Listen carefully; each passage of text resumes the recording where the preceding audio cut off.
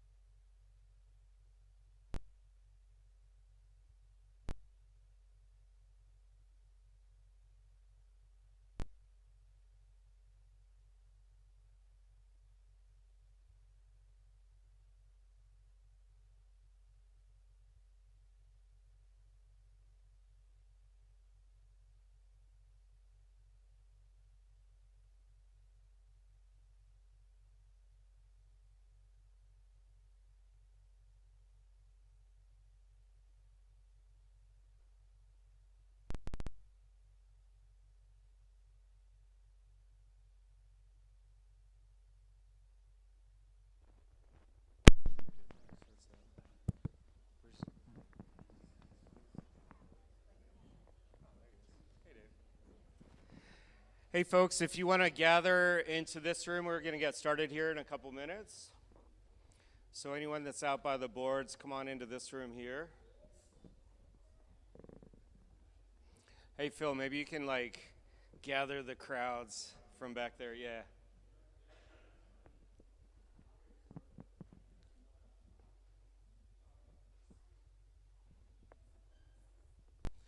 All right, thanks everybody for coming tonight. My name is Jamie DeRosa. I'm the Director of Capital Projects for the City of Cleveland. We all have lots of things we could be doing right now, so we really appreciate you taking the time to be here with us tonight to talk about this project. I know you may have been at other public meetings, you may have read about it in the newspaper or be engaged otherwise, but we're to the point where we're really excited to talk more about this transformational project that's really going to change the landscape here on Lorain Avenue. And we've heard a lot of competing interests here. We've heard some folks really want a more robust cycling pedestrian facility. Some folks really want more or consistent on-street parking. Some folks are looking for more safety features. And so we're really here to talk about where we've come over the last couple months and to share some concepts with you. We're still in the community engagement process. We still have a survey that's out, and we're looking for feedback from the wider community, and we're really glad to be here tonight with you here in person so we can go through a presentation with you. So with that, I'm going to hand it over to Dave Bass. He's with our city planning at City Cleveland, and he's going to be the next speaker. And after that is going to be Doug Blank over here on the left. He's with Michael Baker International, and they're the lead design firm. So he'll be up after Dave to give some more remarks. All right, thanks. Thanks.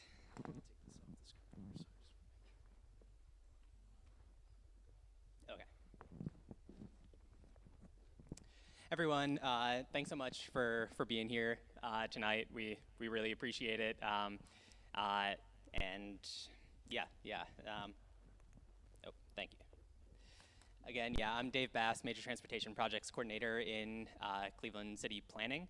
And yeah, just here to talk to you more about how this project has developed over the past several months since we've spoken to you last in this public setting back in January. So on the agenda for tonight is first this presentation, obviously. We'll be going over some project background, what we've been doing in this preliminary design phase of the project, including the engagement that we've done, how we've worked to develop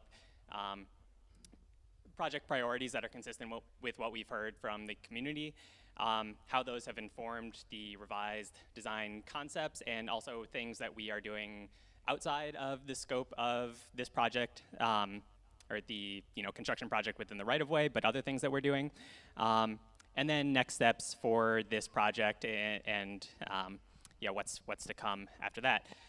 After this presentation, we have open house style comment stations, and so there are different sections around the room. So if you are interested in talking about your business or your street or what have you, please walk around, try to find your spot, and we'll have people from the project team there to discuss your comments, concerns, questions, and collect feedback from you. So let's keep going.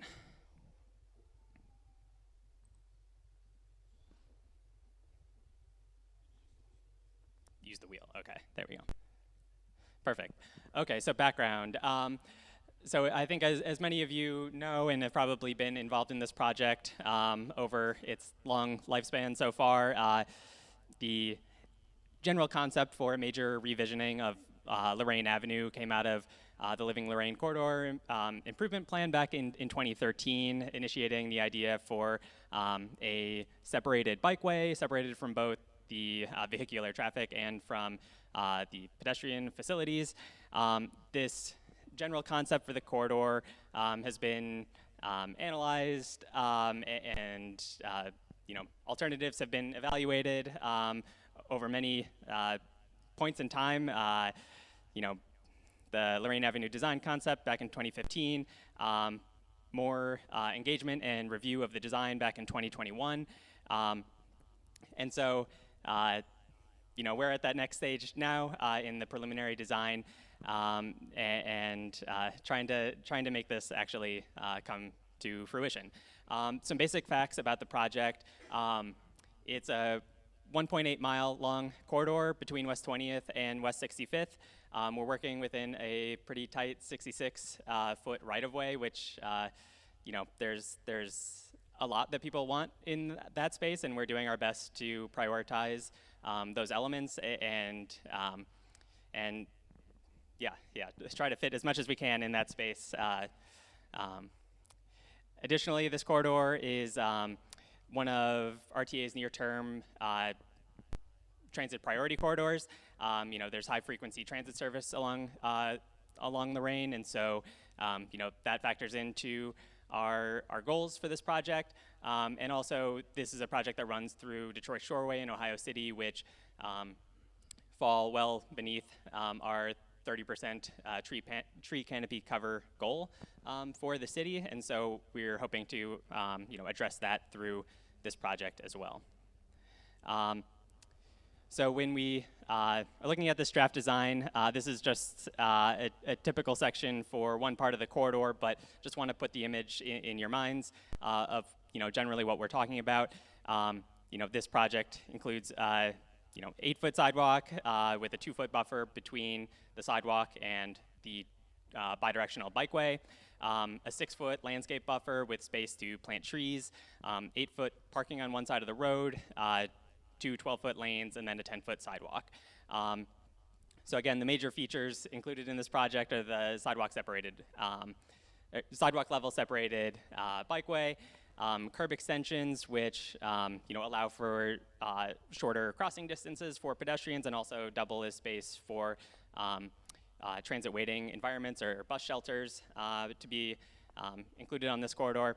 Other streetscape amenities, including bike racks and trash receptacles, and other streetscape amenities are also going to be factored into this design and where those go, and also new signalization to help keep folks moving and help keep buses moving along the corridor.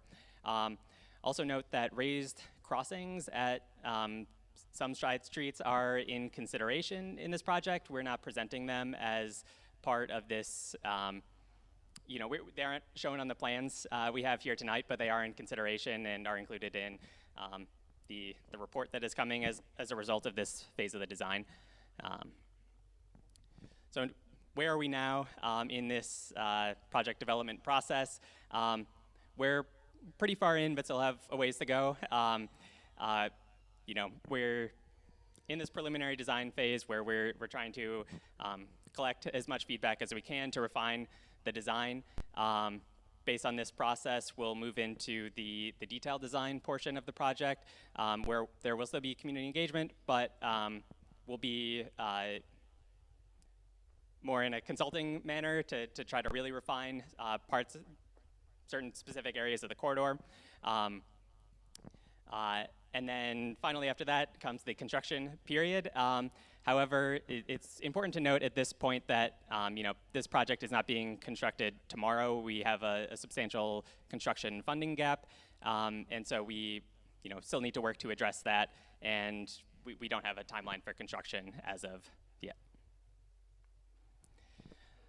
So to get more specific in this phase of the project, the main focus areas are to confirm community priorities and the project vision, refine the corridor design concept,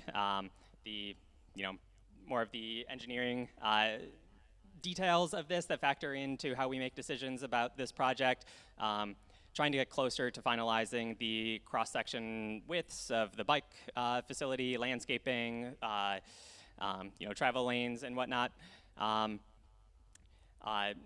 landscaping considerations and aesthetic treatments along the corridor, and then this will culminate in an alternatives evaluation report with a draft concept to be presented to city leadership to help make decisions about the future direction of this project. And then also this work will be used to help prepare federal grant applications to help close that funding gap. So in trying to confirm community priorities, we've tried to do as much public engagement as we can. We came to you back in January in the same room for a public open house where we received many comments. We've put out a few surveys, put up corridor signage, met with many block clubs and Ohio City Incorporated events, things of that nature, and we've heard a lot from you. Some of the public engagement themes that we've heard, going all the way back to 2013, is that the dedicated bike facilities are a top priority for this corridor. That was confirmed again during engagement back in 2021, and that continues to be the theme of the response to our engagement this time around as well. Over 90% of people who have responded to the survey agree with the project vision and have consistently put the separated sidewalk level bikeway at the top of the priority list, followed by trees and other green infrastructure and widened sidewalks. So the message that we've received over the years has been relatively consistent. Other public engagement themes is just, the corridor is not safe for people. People, a pretty staggering amount of people who have responded to the survey have had close calls or near miss crashes. So that is very concerning. On a more positive note, once this project is completed, many people, the majority of people have indicated that they anticipate coming to the corridor more often. People also indicate that they'll be willing to walk farther once the project is completed and the streetscape is much more pleasant, ADA accessible, things of that nature.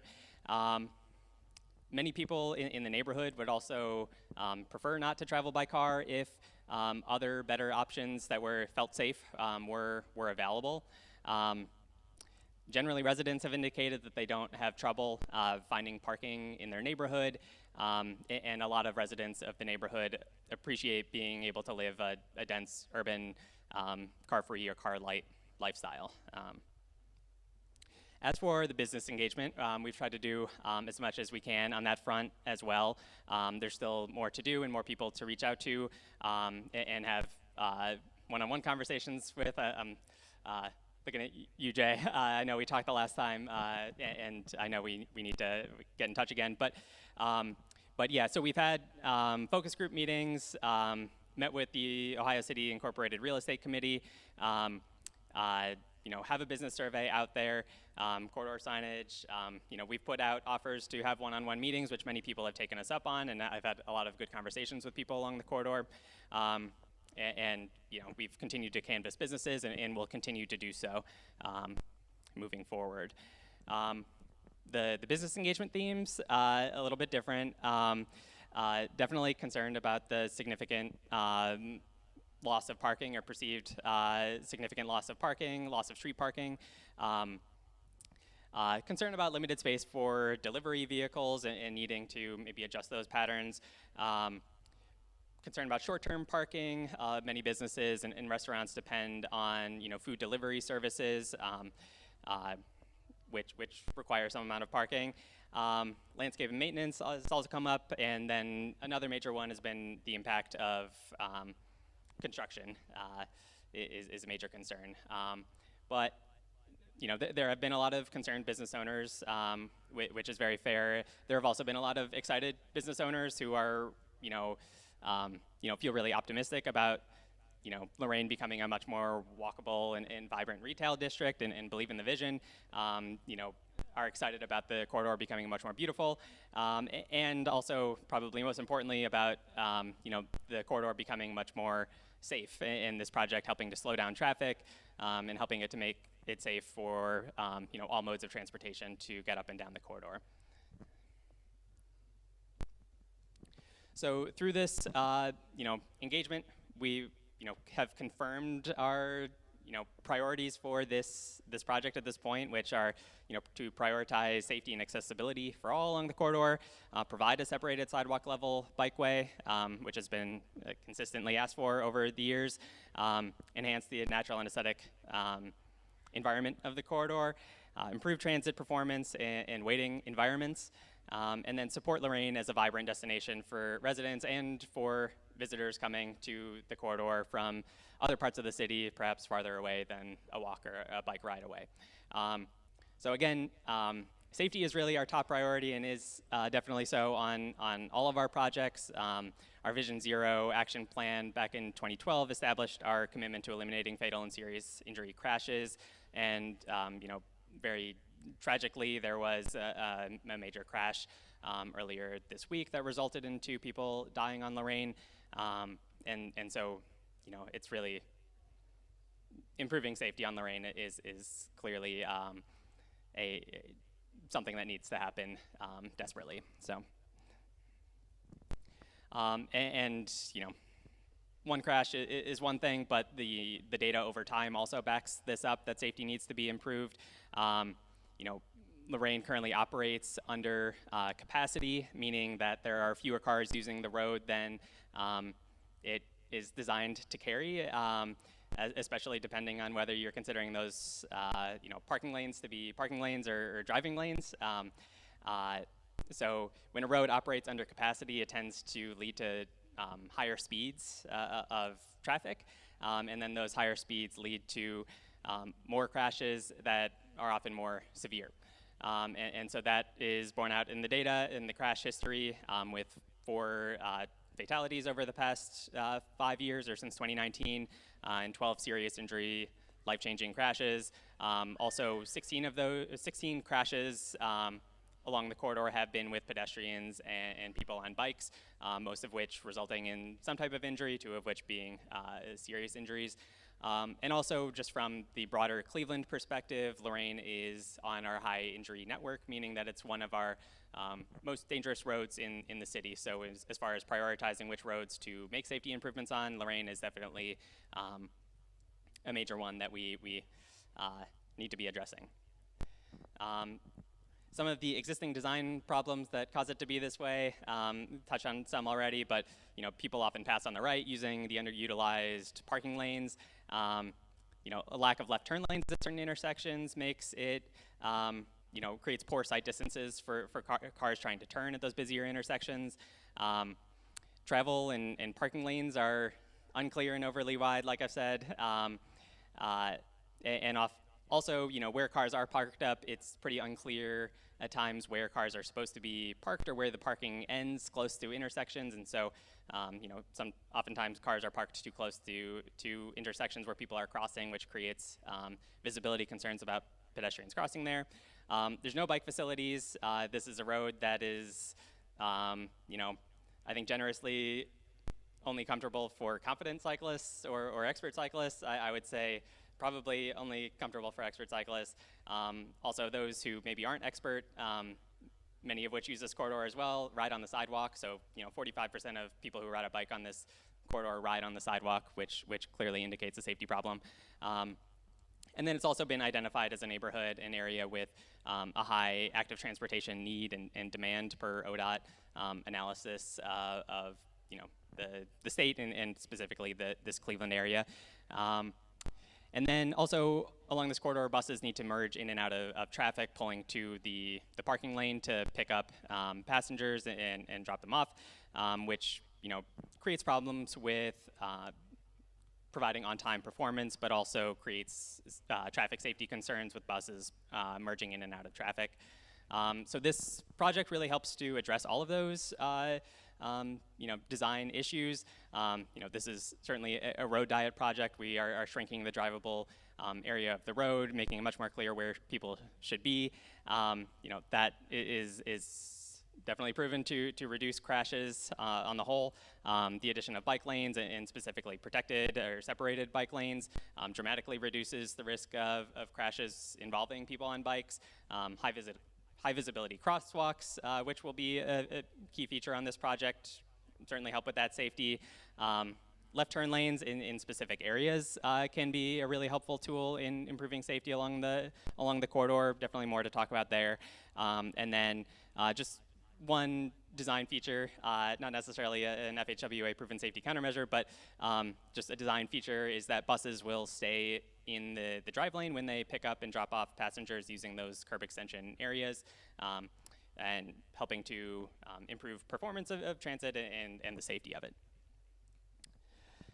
Okay, so those are all the good things and things that I think all of us can agree need to happen along the corridor with improving safety.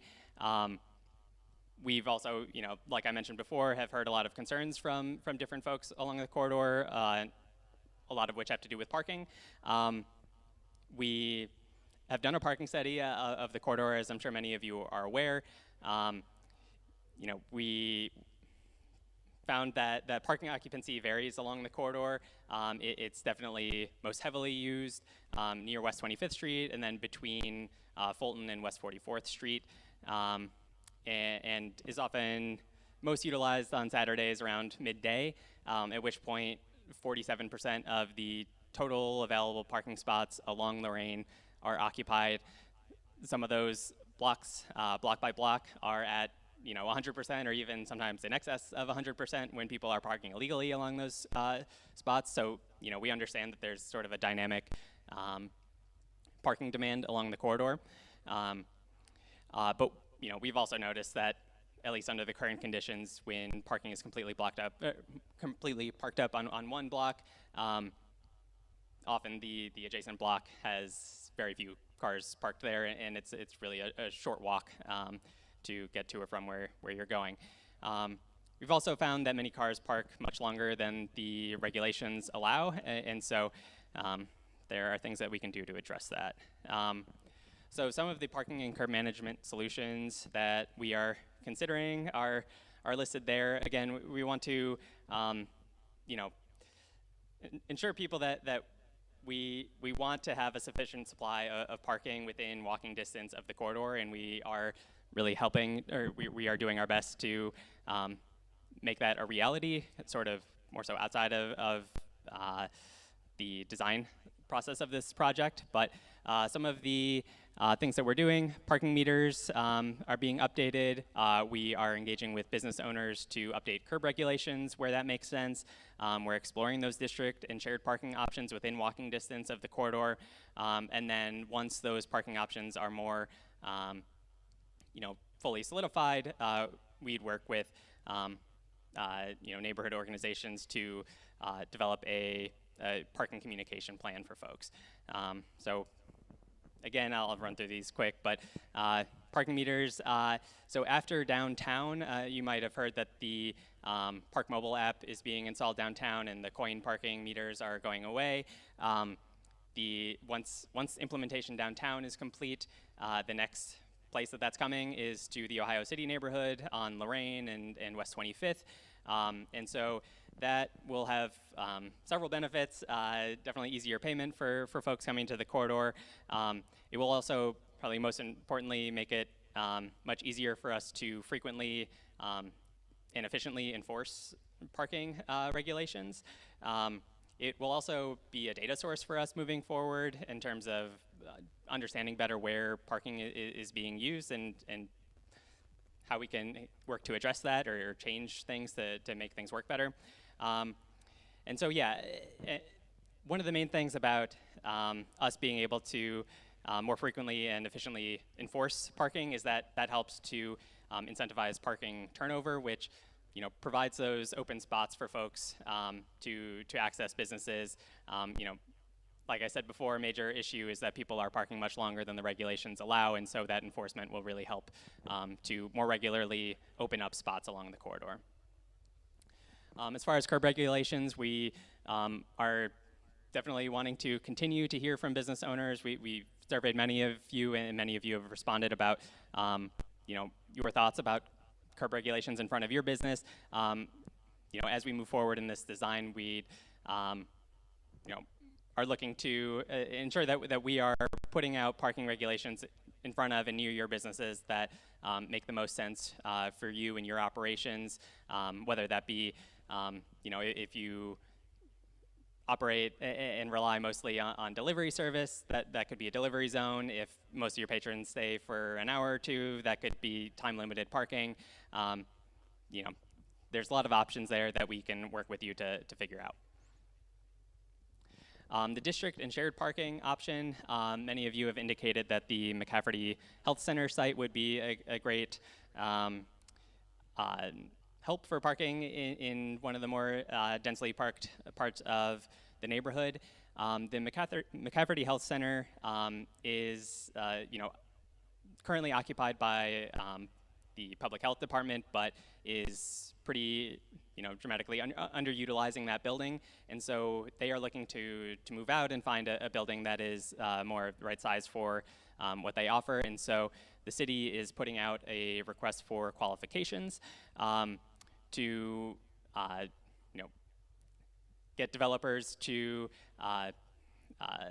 Adam can definitely talk to you more about this, but to have developers come up with plans for a development on this site that meets certain requirements and also, provides ideas about other things to do with the site, including we really want to hear from developers about how they might address what has been a major point of engagement on this project with providing a shared parking solution in that space.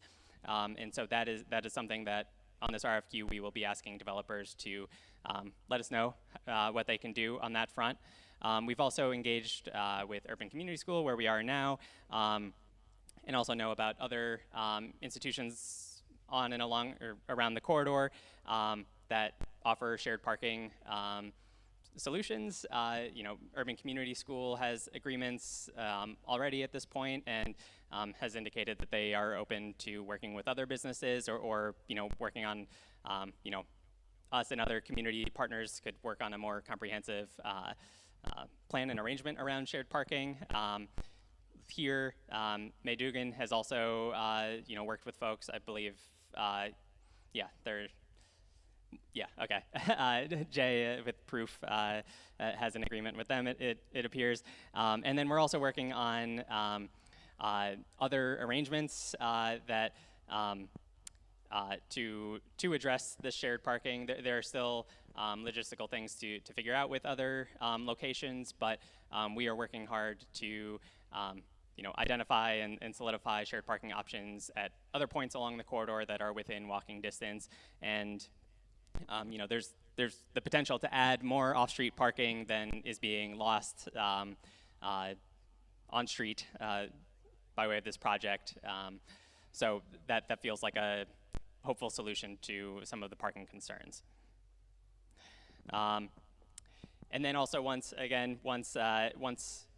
the parking options are more finalized, developing a parking communication plan with partners like OCI to make sure that people who are coming to this corridor can know ahead of time where they can go to find parking, or having appropriate signage on and along the corridor to direct people where to go if they're driving here and didn't look ahead of time. So those are the things that we are looking to do and are working on currently to address some of the parking concerns.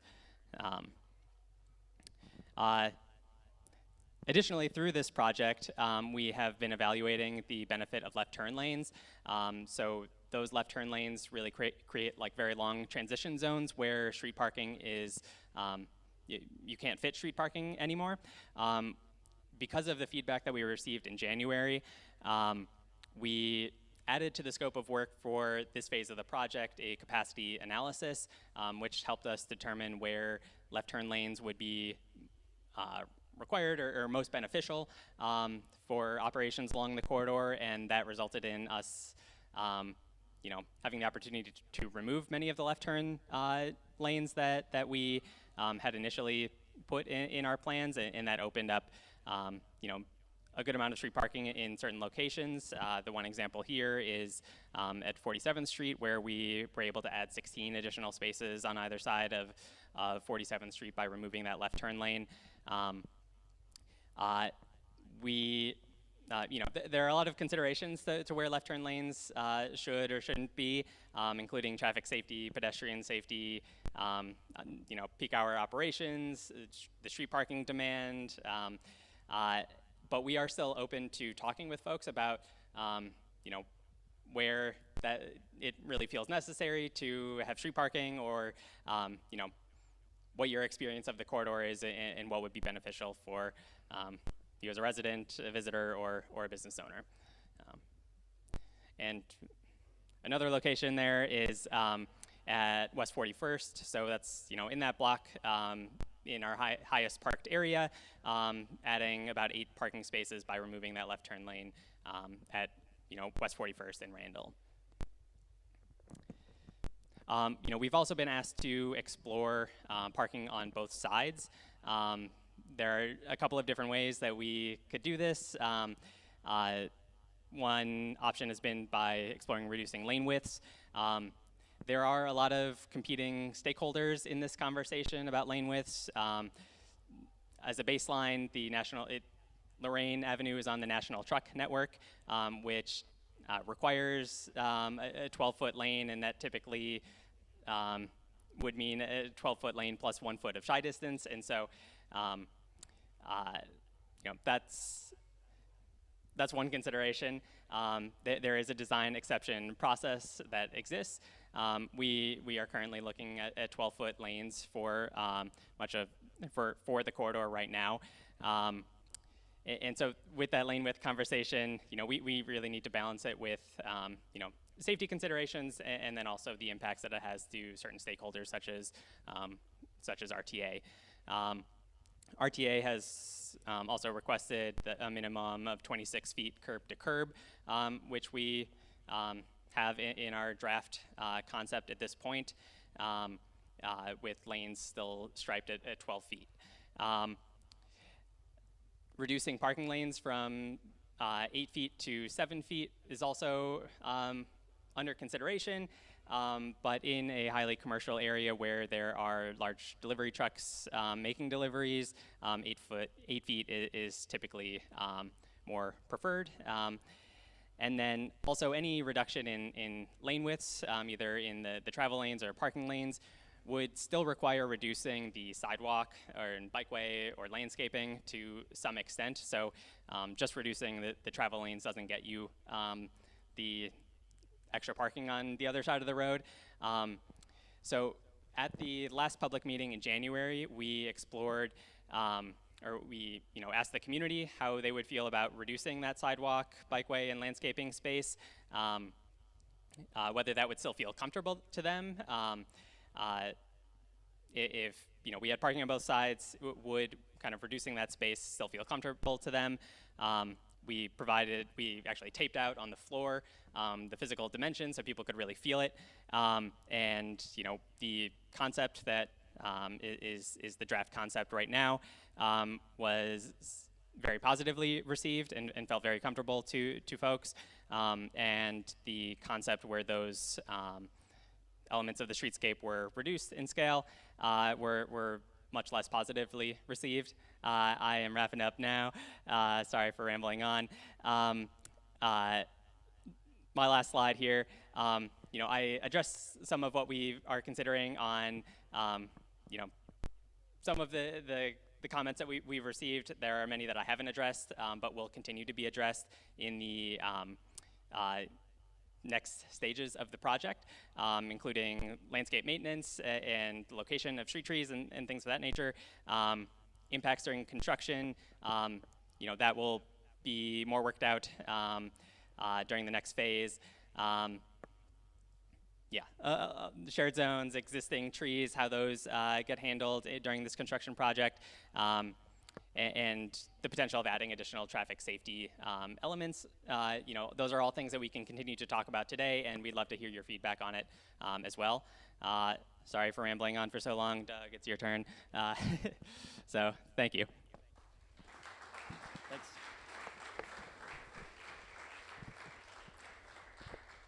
Thanks, Dave. No, that was a lot of important background information, and I'm really my goal is to move pretty quickly west to east through the corridor. Again, my name's Doug with Michael Baker, and we're leading the design. And for folks who maybe were not at the last public meeting, my goal will be to just orient you to the general scope of proposed improvements, which Dave already started, obviously. And then for those who were here at the last public meeting, the goal will be to show you some of the differences in what we have now, as we're calling our draft recommended concept, versus what was presented in January. And I hope you'll see that, While this is a 66-foot wide right-of-way, we're trying to put a lot of different modes in the corridor as efficiently as possible. We can't meet everybody's full expectations, but we're hoping to show that we are moving in a direction that we feel builds consensus. So I'm going to start at the west end of the project at West 65th, obviously Zone Rec Center. We've chosen, there was a lot of discussion early in concept development about should the separated bike facility be on the north side or the south side of Lorain Avenue. We ended up choosing, in consultation with many different stakeholders, the south side between 65th and 44th for a couple different reasons. One, there are significantly fewer crossings and lower volume crossings of Lorain Road on the south side of Lorain. So that means that the bike facility could be continuous for longer stretches, and it reduces the number of potential pedestrian and bike conflicts with motorists. So we're on the south side in front of Zone Rec Center, or bicyclists could choose to use either the paths that exist in Zone Rec Center or the dedicated facility that we're proposing on the south side of Lorain. A little orientation to the colors that we're showing here. The orange that you're seeing is actually what we're calling our shared zones. So this, I'll jump ahead for a second to just reorient everybody to this. I know Dave talked about it briefly.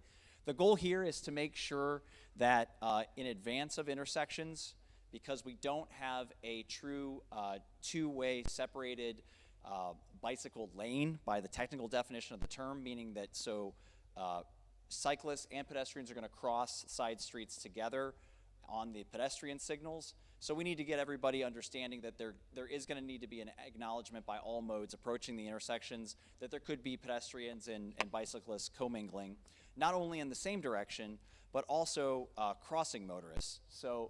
Crossing pedestrians. So you can see as in the background of that image, that's where we have the dedicated bike facility coming into the shared zone. There's a transit waiting area there. We can't have folks walking out of a transit waiting area right onto a dedicated bike facility. So it's an acknowledgement through change in pavement types and through signing that this is an area where everybody has to behave differently than when they're on the dedicated facility. So pedestrians crossing and within the facility, will force cyclists to yield so that everybody can cross the street safely together. So that's the orange in the sketches that I have here. The purple is areas that have been identified by our landscape architect partner, OHM, working with the city, trying to determine areas that could be key intersections for some decorative paving or some gateway treatments. So obviously 65th at the western end of the corridor fits that definition. Moving east, this is between 58th and 50th. And again, there are a lot of shared zones in this area because we do have several street crossings here. But again, most of these are low volume streets, so we've tried to keep those shared zones as small as possible. The ones that you see are a little longer are the length they are due to primarily the transit waiting areas. With the width that we've been able to allot by moving the curb line closer to the center line, we've been able to accommodate a proposed RTA transit shelter, a proposed transit shelter that RTA could place after the project in almost every bus stop on the project today. Obviously, they're mostly unidirectional shelters today on the Lorain corridor going into downtown. We're looking at changes in commuting patterns and changes in just traffic patterns in general. We're trying to make sure that there's ability for there to be shelters in both directions on Lorain Avenue, which is a benefit for transit users, we feel, but it does force those shared spaces to be at the transit stations. This next slide shows 50th to 44th, and this was highlighted by Dave earlier, that we've really done our best in this area as part of the capacity analysis that was done to remove the left turn lanes that we showed you in January. Certainly at intersections like 65th, 25th, Fulton, high volume intersections that have significant truck traffic, we had to keep those left turn lanes in, which did push parking lanes out away from the intersection. But lower volume intersections like 47th, we were able to remove the left turn lanes and give that right away back to street parking without any compromise on the bike facility. Dave also talked about 44th, where we have the McCafferty site. We are proposing that in addition to all the great things that Dave described that are going into that RFQ, the pink area you see is a proposed change in use from being privately owned property by the city to actually city right-of-way, meaning that the development would actually occur all north of that line. You can see in the previous concept at the bottom, we had a very long, like 150-foot long shared zone approaching 44th from the east. The ability to acquire some right-of-way from the city keeps us in our separated condition where that separated dedicated bike facility can continue much closer to the intersection. It just provides more space for everybody. There could be some landscaping that can be added there in conjunction with what happens at the development, so we're pleased with that development. You'll see purple at 41st. And 41st is also another intersection where we're able to remove the left turn lanes, freeing up additional parking spaces. Something that we've done to really focus on safety, understanding that 41st and 44th are challenging because they're obviously the way to access I-90, so we have a lot of commuting motorists, a lot of truck traffic coming in 41st and 44th.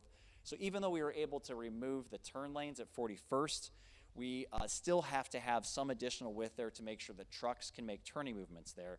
And what we didn't want to do was just fill the intersection with asphalt and return it to the condition that exists today, where you've got 40 feet of pavement with a double yellow stripe down the middle. As Dave was describing, you have people who are braking quickly for turn lanes and trying to slip around people in parking lanes. What we're doing as part of this project is trying to use traffic control devices, striping, pedestrian hybrid beacons, signing to really make sure that all the lanes are configured in a way that it's for one use. And so what we did at 41st is we're proposing that purple area will be some sort of decorative paving that will be a truck apron. So the occasional truck that comes through that has to make that left turn northbound on 41st to westbound on Fulton will have to come up on that truck apron. It'll have some like mountable curb around the outside of it. But the daily motorist won't be using that and won't be zipping around people in that lane. We're trying to keep things as tight as possible for motorists to keep speeds down and keep safety paramount. I'm going to go back just for a second because I mentioned pedestrian hybrid beacon, and I forgot to mention that both 47th and 50th, we are proposing pedestrian hybrid beacons. What those are, for those who aren't aware, it looks somewhat like a traffic signal, but it's a high visibility crosswalk indicator for pedestrians. They can push the button. At all mid-block crossings on the project, we're proposing RRFBs, which are the ones you've probably seen that are at street level with the flashing yellow light that you can actuate as a pedestrian. The PED hybrid beacons take it the next step and put a mast arm over the roadway to really bring high visibility to a crossing pedestrian. So we've done that at 47th and 50th, obviously right out here, given the proximity to a school. That was a high priority. And like I said, we're doing the RRFBs at all the other non-signalized intersections. Moving further east, Fulton was another intersection that, again, has a lot of truck traffic, so we have to maintain the left turn lanes at Fulton. But again, we've tried to do so in a way that we've kept that intersection as tight as possible. This could be another location where we could consider truck aprons. We don't have them shown here, but we could consider that. Those are the types of things we'd love to get feedback from everybody on after today's meeting. 32nd is an area that we're proposing the truck apron. Something else that we've carried as part of this plan from the beginning at 32nd is restricting right turns northbound from westbound Lorain to northbound 32nd. It seemed to us like it was a relatively small detour. If folks are currently driving west on Lorain looking to go north at 32nd, they can easily go one more light to Fulton and make that right turn, and they're headed right back to the same location. Anywhere we can remove right turns from the corridor, that improves safety in terms of reducing the likelihood of right hook crashes between turning motorists and cyclists. So we haven't found a lot of places that we can apply that on the corridor, but given the geometry of Fulton, 32nd, and Lorain, this was an area that we're proposing that. Again, love your feedback on that if that's something that isn't appealing, but we think it provides some safety benefits and is worth carrying. Now we're at the St. Ignatius blocks. Jeremy from OHM will be back at the St. Ignatius area station after I complete. We definitely are interested in feedback on what you're seeing here. We've worked closely with staff at St. Ignatius to figure out how this area of the corridor looks. We switched to the north side all the way back at 44th, but again, there's a great opportunity here in front of Ignatius, limited cross streets. If we were on the south side through here, we'd have cyclists crossing at each of those southern streets, and we keep a consistent cycle facility on the north side when we stay on the north side east of West 44th Street. Again, there's a large shared zone at 30th because there's a ton of pedestrians. As we've all know, anybody that's been here during the day, during school hours, understands the immense crossing demand that occurs at 30th at class change. We're proposing to keep the full traffic signal at 30th to make sure it's very clear the timing for pedestrians across 30th. We're proposing another one of those pedestrian hybrid beacons at 29th and working with Ignatius to consider maybe some different ways that they do their in and out for pickup and drop off in the morning and for student parking. Currently, there's a lot of access in and out for vehicles in the morning on 29th. We're working with Ignatius to consider moving that to 28th, where there is a signal, so that, again, the heavy turning movements will be done at a signal, not at a signal with a PED hybrid beacon. One other change for those who or one other thing we've been carrying the whole time for those who maybe weren't here last time, we're proposing to change West 26th Street to one-way southbound north of Lorain Avenue. Again, limiting the turn movements that would occur across 26. The only vehicles crossing 26 would then be southbound vehicles crossing the bike facility after a stop, so there wouldn't be turners going that way. We also proposed the same thing, or I should say a similar thing in the previous concept at 45th. I apologize, going all the way back here to 45th. So you'll see at the bottom here in the previous concept, we were proposing a similar northbound only at West 45th. Given feedback we heard at the last public meeting, given this building's pickup and drop-off situation and other neighborhood congestion concerns, we're no longer proposing that northbound at 45th. So I hope if those of you who gave that comment last time see that as a positive, let us know. If you liked it the way it was in January, let us know that as well, please. Here are just some renderings, and again, Jeremy can talk more to these over at the station in the corner after I'm done speaking, but just to give you a sense of kind of the look and feel of the corridor that could be possible. There's a lot of intense planting shown in this. This would not be the case for the whole corridor. Our initial discussions with Ignatius are that they might be open to maintaining a little bit more landscaping than the city or the CDC might be able to maintain in a regular part of the corridor, but it does give you a sense of the scale of the spacing of the PED facility versus the dedicated bike facility and how all those different crossing movements occur at shared spaces like you see in the foreground here.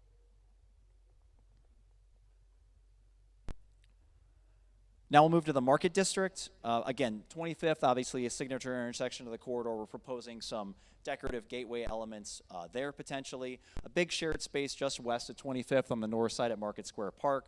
Obviously, that's a heavily used transit station. That is a larger shared space, just knowing that there's a lot of pedestrians waiting for buses, departing from buses. So that's an area that a cyclist is going to have to be mindful of yielding. And then east of 25th, on the south face of the West Side Market, there's that existing cafe space that you see that in purple. We're proposing to maintain that, obviously. In the previous concept, we tried to sneak the dedicated bike facility between that plaza space and the road. Just given the fact that that's an obviously high volume area for pedestrians, we started thinking that maybe a shared space there might be the right solution. We could do a dedicated space there, but it would crunch the pedestrians to about 6 feet, which felt like there would be a lot of ped trespass into the bike facility, which then sort of gives mixed messages. So open to feedback there as well, certainly. One other thing I will point out about the area just east of 25th in front of the West Side Market. In the previous concept, we had two vehicular lanes of Lorain going eastbound from 25th across the Hope Memorial Bridge. We've flipped that, and we have the 2 lanes that come from downtown westbound across the Hope Memorial Bridge, continuing all the way to 25th. One of the reasons that we've done that is because there's obviously a high demand of folks coming on Lorain for making that right turn going north through the Market District on 25th. If we only have 1 lane there, there's folks who are going to want to go through, and that might pressure right turners to kind of shoot gaps between pedestrians or cyclists, and we don't want to encourage that, obviously, because again, that's the bike facility is crossing there, and it could create safety concerns. So when you see those 3 lanes at 25th, I encourage you not to think about that as necessarily adding a bunch of vehicular capacity there. It's really just putting people in their lanes so that the right turners are all there, and they know they're waiting for right turns together, and the through motorists can keep going without putting pressure on those right turners. And here's the area in front of the West Side Market as rendered by OHM.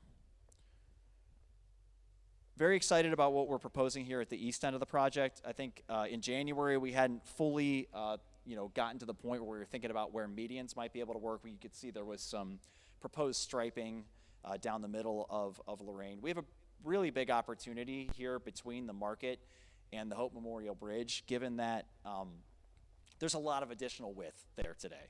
So unlike the rest of the corridor where we're trying to cram everything into the 66-foot right-of-way, we've got lanes galore in this area that we want to get rid of. And we started considering about would it make sense to try to widen the sidewalks on the south side. The sidewalks on the south side are already pretty generous, around 12 feet.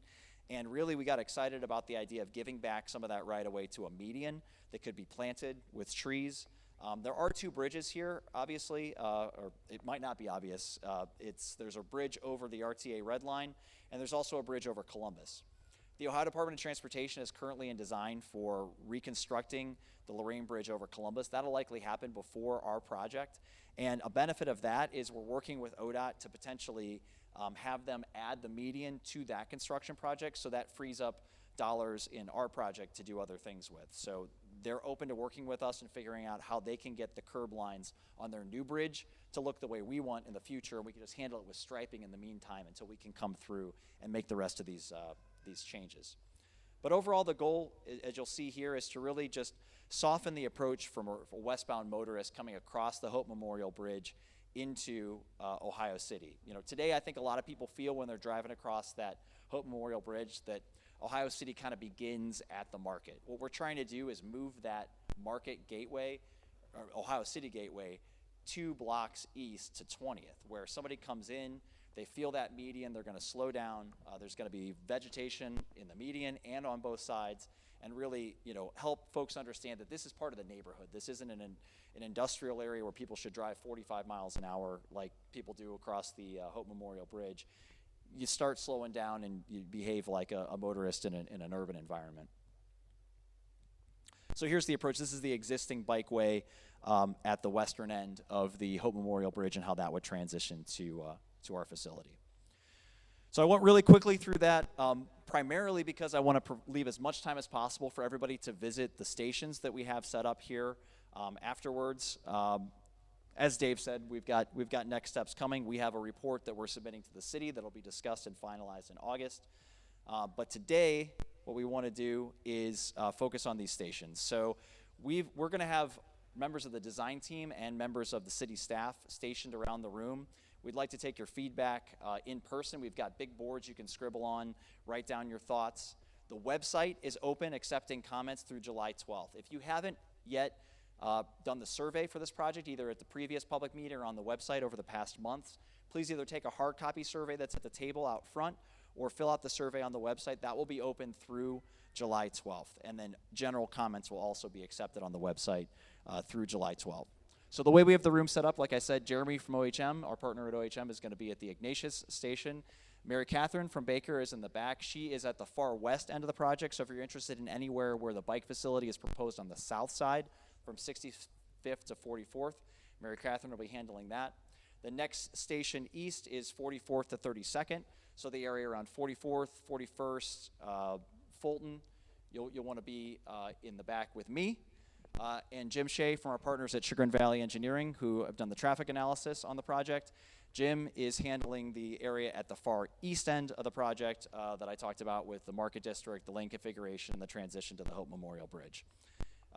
So with that, unless there's anything else from the city, all right, I will dismiss everybody to the stations. And please, again, if you can't stay, comment on the website. If you want to give a more detailed comment than you can in person tonight, do so on the website after this.